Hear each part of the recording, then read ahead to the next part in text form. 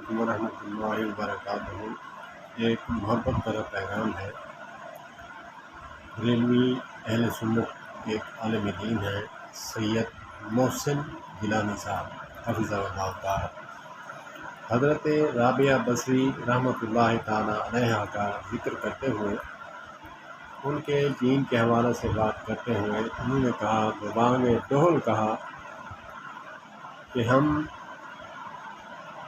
عورتوں کو جمعہ میں، دروس میں، محفلوں میں روک دیتے ہیں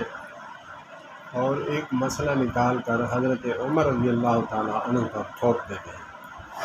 یہ ان کی زبانی ہے، واللہ میں نے اللہ کو جان دینی ہے، میں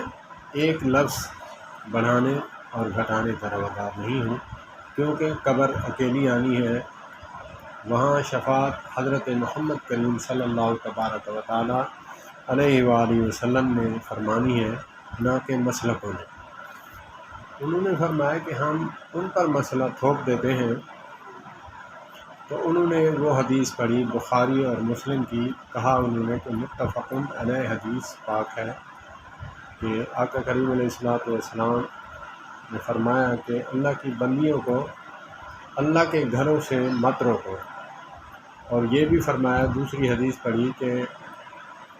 آقا کریم علیہ الصلوۃ والسلام ہفتے میں ایک دن مختص فرماتے عورتوں کے لیے، مستورات کے لیے، خواتین کے لیے،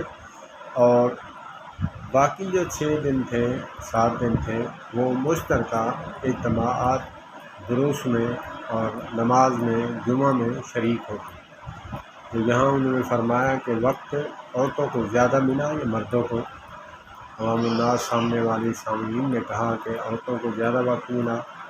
ایک اکیلا دن اور مشترکہ باقی دن ملا کر یہ وقت عورتوں کو زیادہ ملتا ہے۔ تو انہوں نے فرمایا کہ ہماری کوتاہی سمجھیں، جو بھی سمجھیں، مسئلہ حق تھا، میں نے بتا دیا ہے، اللہ کی بندیوں کو اللہ کے گھروں سے مت روکو۔ اللہ پاک مولانا